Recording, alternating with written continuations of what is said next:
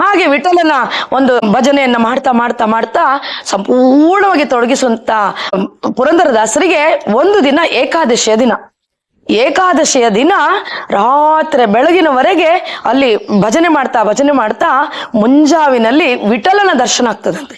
ವಿಠಲನ ದರ್ಶನ ಯಾವ ರೀತಿಲಿ ಆಗ್ತದೆ ಅಂದ್ರೆ, ಮನೆಯಲ್ಲಿ ಹೇಗೆ ವಿಪ್ರನಾಗಿ ಬಂದಿದ್ದ ವಿಠಲ ಅದೇ ವೇಷದಲ್ಲಿ ದರ್ಶನ ಕೊಟ್ಟು ಮಾಯ ಆಗ್ತಾನಂತೆ.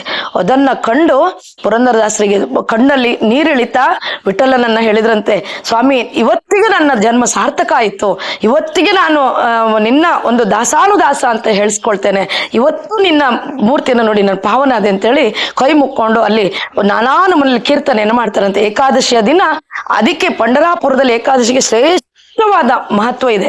ಹಾಗೆ ಅನೇಕ ದಿನಗಳು ಪಂಢರಾಪುರದಲ್ಲಿ ನಡೀತಾ ಇರ್ಬೇಕಾದ್ರೆ ಒಂದು ದಿನ ಇವರು ಮುಂಜಾನೆ 4 ಗಂಟೆಗೆ ಶೌಚಕ್ಕೆ ಹೋಗ್ಬೇಕಿತ್ತಂತೆ. ಇವರು ಶೌಚಕ್ಕೆ ಹೋಗ್ಬೇಕಾದ್ರೆ ಅಪ್ಪಣ್ಣನಿಗೆ ಹೇಳುದಂತೆ, ನೀರು ತಂದು ಬಾಗಿಲಿನಲ್ಲಿ ಇಡು, ಕಾಲು ತೊಳ್ಕೊಂಡು ಒಳಗ್ ಬರುದು. ಶೌಚಕ್ಕೆ ಹೋದ್ರೆ ಹಾಗೆ ಕಾಲು ತೊಳ್ಕೊಂಡು ಒಳಗ್ ಬರ್ಬೇಕು, ನೀರು ತಂದಿಡಂತೆ ಎಬ್ಬಿಸಿ ಹೋದ್ರಂತೆ. ಈ ಅಪ್ಪಣ್ಣನಿಗೆ ನಿದ್ರೆಯಲ್ಲಿ ಮಲಗಿ ಬಿಟ್ಟಿದ್ದಾರೆ. ಸರಿ, ಇವರು ಶೌಚಕ್ಕೆ ಹೋಗಿದ್ದಾರೆ, ವಾಪಸ್ ಬರ್ಬೇಕಾದ್ರೆ ಅಪ್ಪಣ್ಣ ಇಲ್ಲ. ಅಪ್ಪಣ್ಣ ಎಲ್ಲಿ ಹೋದೆ ಅಂತ ಕೂಗಿದ್ರಂತೆ. ಅಷ್ಟೊತ್ತಿಗೆ ಓಡಿ ಬಂದು ಅಪ್ಪಣ್ಣ ಚಂಬಿನಲ್ಲಿ ನೀರು ಕೊಟ್ಟ. ನೀರು ನೋಡಿ ಇವರಿಗೆ ಕಾದು ಸಿಟ್ಟು ಬಂದಿದೆ.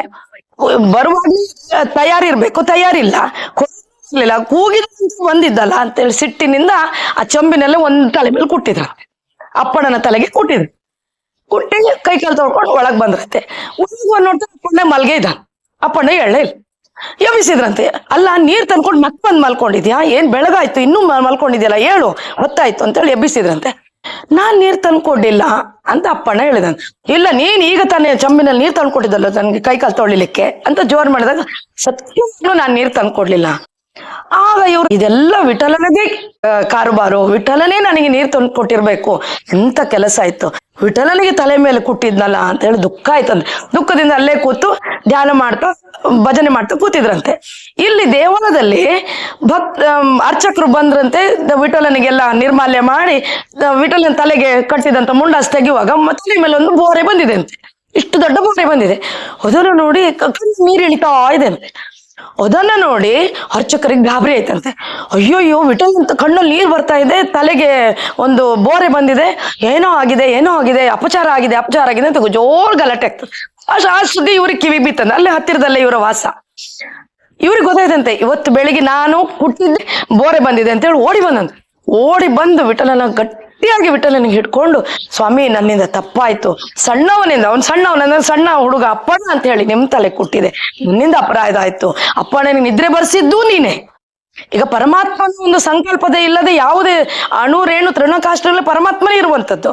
ತೇನವಿನ ತೃಣಮಪಿನ ಚಲತಿ, ಒಂದು ತೃಣವೂ ಕೂಡ ಪರಮಾತ್ಮನ ಸಂಕೇತ ಇಲ್ಲದೆ ಅಲ್ಲಾಡುವುದಿಲ್ಲ ಅಂತ ಗೊತ್ತಿರುವಾಗ ನೀನೇ ತಾನೇ ಅಪ್ಪಣ್ಣನಿಗೆ ನಿದ್ರೆ ಬರೆಸಿದ್ದು, ನೀನೇ ತಾನೇ ನನಗೆ ಕೋಪ ಬರೆಸಿದ್ದು, ನೀನೇ ತಾನೇ ನಿನ್ನ ತಲೆಗೆ ಕುಟ್ಟಿಸಿಕೊಂಡದ್ದು, ನಾನು ಕುಟ್ಟಿದ್ದಲ್ಲ, ಅದು ನೀನೇ ತಾನೆ, ನಿನ್ನಿಂದಲೂ ಆಗಿದ್ದು, ನನ್ನನ್ನ ಕ್ಷಮಿಸಿಬಿಡು, ಪಾಮರ ನಾನು, ನನಗೆ ನಿನ್ನ ಕಣ್ಣಲ್ಲಿ ನೀರು ನೋಡುವ ಶಕ್ತಿ ನಮಗಿಲ್ಲ ಅಂತ ಹೇಳಿ ತಲೆ ಮೇಲೆ ದುಃಖದಿಂದ ತಲೆ ಮೇಲೆ ಕೈ ಆಡಿಸಿ ವಿಠಲನನ್ನು ಅಪ್ಪಿಕೊಂಡಾಗ ಕಣ್ಣೀರು ನಿಲ್ತತ್ತೆ, ಬೋರೆಯೂ ಹೋಯ್ತಂತೆ.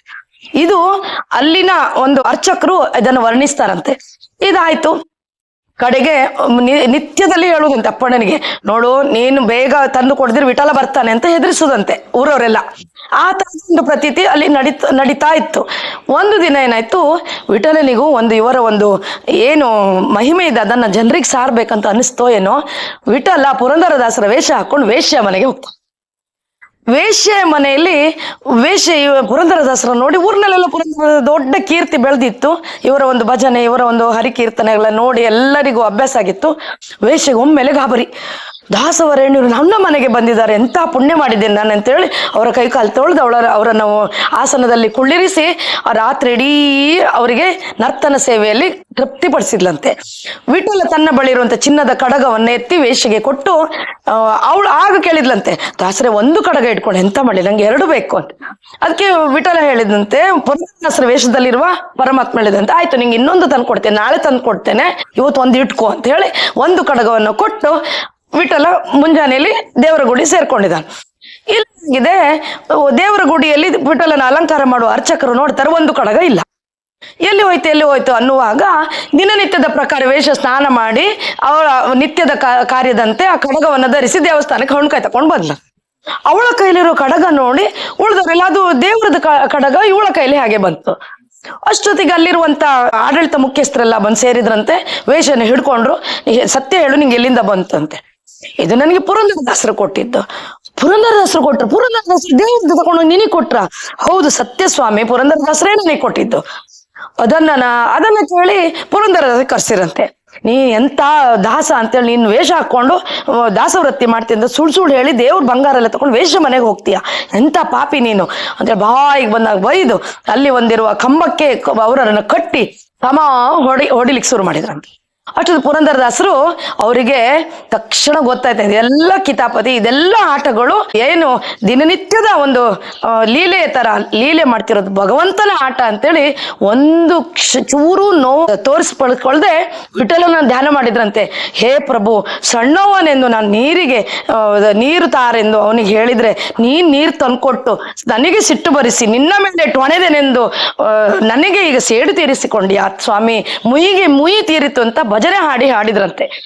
ನನ್ಗೆ ಆ ದಿವಸ ನಾನ್ ನಿಮಗೆ ಹೊಡೆದಿದ್ದಕ್ಕೆ ಇವಾಗ ನನ್ಗೆ ಎಲ್ರು ಸೇರಿ ಕಂಬಕ್ಕೆ ಹಾಕೊಂಡು ಹೊಡಿಯೋಂಗ್ ಮಾಡಿದ್ದೆಲ್ಲ ಸ್ವಾಮಿ ಅಂತೇಳಿ ಮುಯಿ ತೀರಿತು ಅಂತ ಹೇಳಿ ಭಜನೆಯನ್ನ ಕಟ್ಟಿ ಭಕ್ತಿ ಪರವಶನಾಗಿ ಪುರಂದರದಾಸರು ಹಾಡ್ತಾ ಇರ್ಬೇಕಾದ್ರೆ ಇವ್ರು ಚಡಿಯಟ್ಟನ್ನು ಹೊಡಿತಾ ಇದ್ರಂತೆ. ಅಷ್ಟೊತ್ತಿಗೆ ಅಲ್ಲಿ ಅಶರೀರವಾಣಿ ಆಗ್ತದೆ ಅಂತೆ.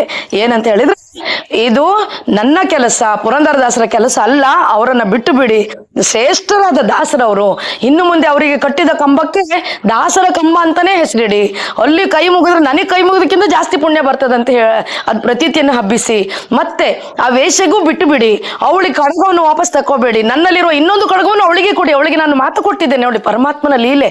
ಪರಮಾತ್ಮನಿಗೆ ಒಮ್ಮೆ ಅವನು ಕೊಡ್ತೇನೆ ಅಂತ ಹೇಳಿದ್ರೆ ಎಲ್ಲಿಂದ ನಮಗೆ ತಲುಪಿಸ್ತಾನೆ ಅಂತ ಹೇಳಿದ್ರೆ, ವೇಶ್ಯೆಗೂ ಸಹ ಪರಮಾತ್ಮನ ಅನುಗ್ರಹ ಆಗಿದೆ. ನನ್ನ ಇನ್ನೊಂದು ಕಡಗವನ್ನು ವೇಶ್ಯೆಗೆ ಕೊಡಿ, ಅವಳದೂ ತಪ್ಪಿಲ್ಲ, ಪುರಂದರದಾಸರದೂ ತಪ್ಪಿಲ್ಲ, ನನ್ನ ಆಟ, ನನ್ನ ಲೀಲೆ, ನೀವೆಲ್ಲರೂ ಅವರನ್ನ ಬಿಟ್ಟು ಅವರ ಕಾಲಿಗೆ ಬಿದ್ದು ತಪ್ಪಾಯ್ತಂತ ಕೇಳ್ಕೊಳ್ಳಿ ಅಂತೇಳಿ ಸ್ವಾಮಿಯ ಆಜ್ಞೆ ಆದಾಗ ಎಲ್ಲರೂ ಪಶ್ಚಾತ್ತಾಪದಿಂದ ಪುರಂದರದಾಸರಿಗೆ ಕಾಲಿಗೆ ಬಿದ್ರಂತೆ. ಪುರಂದರದಾಸರು ಚೂರು ದುಃಖ ಇಲ್ಲದೆ ನಗುನಗ್ತಾ ಹೇಳಿದ್ರಂತೆ, ಅವನು ಮುಯಿ ತೀರ್ಸ್ಕೊಂಡಿದ್ದು ವಿಠಲ ಮುಯಿ ತೀರ್ಸ್ಕೊಂಡು ನನ್ನ ಏನು ಇದಿದೆ ಅದು ಅಲ್ಲಿಗೆ ತೀರಿ ಹೋಯ್ತು, ಅಲ್ಲಿಗೆ ಮತ್ತೆ ನನಗೆ ವಿಠಲನಿಗೆ ಲೆಕ್ಕಾಚಾರ ಇಲ್ಲ, ಅಲ್ಲಿಗೆ ಆಯ್ತು, ಒಂದು ಹೊಡೆದಿದ್ದಕ್ಕೆ ಇಲ್ಲಿ ಪೆಟ್ಟು ಬಿತ್ತು, ಅಲ್ಲಿಗೆ ಮುಗೀತು ಅಂತ ಹೇಳಿ ನಗ್ನಗ್ತಾ ಅವರ ಕೆಲಸಕ್ಕೆ ವಿಠಲನಿಗೆ ನಮಸ್ಕಾರ ಮಾಡಿ ಅವರ ಕೆಲಸಕ್ಕೆ ಹೋದ್ರಂತೆ.